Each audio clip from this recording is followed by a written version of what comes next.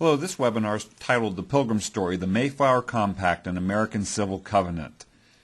Remember that there were 52 pilgrims on the Mayflower, 26 sailors, and 24 others.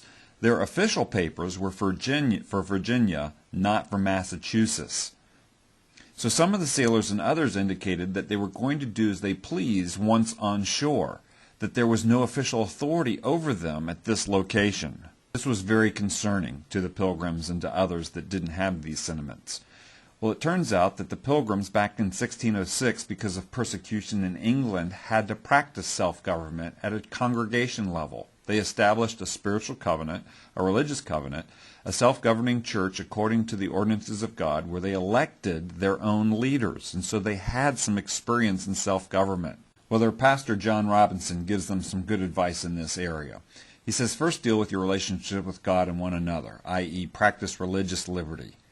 Be right within yourselves and with other people.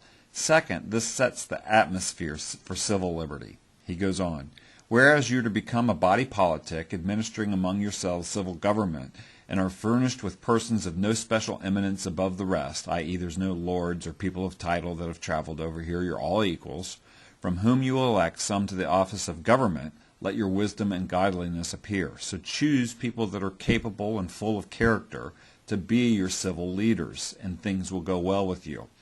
And so through a conversation, it was decided that they would draw up such a civil compact for the benefit of them all. And this is how the Mayflower Compact, that's now censored from public high school textbooks and scorned on university campuses, reads.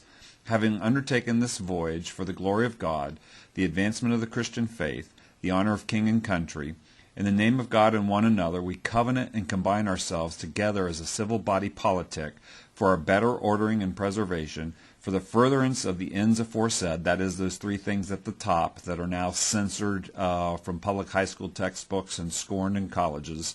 And then it summarizes, I'm summarizing here, the rest of the Mayflower Compact says that this compact gives those organized the power to enact laws, ordinances, and offices for the general benefit of the colony, and to elect our own leaders.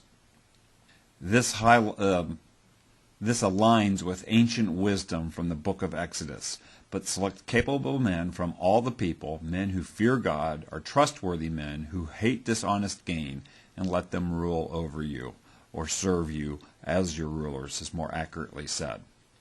Well, these ideas, 20 years later, were taken by Thomas Hooker, a pastor himself, and he took a group of pilgrims up to the Connecticut area to settle, and he wrote the Fundamental Orders of Connecticut, which became the precursor to the first state constitution for Connecticut, which became the precursor to other state constitutions, which became the precursor to the federal constitution. And in this whole line of ideas of covenant making for civil governments and civil documents, the U.S. Constitution in the preamble concludes with these words at the bottom of your screen: we ordain and establish this Constitution, for the items on the list above it. And so the Mayflower Compact is the fountainhead of a stream that leads through town constitutions, state constitutions, and even to our federal Constitution. And so the Pilgrim story of self-government as expressed in the Mayflower Compact is an important story for all of us. My name is Craig Seibert. Thanks for listening.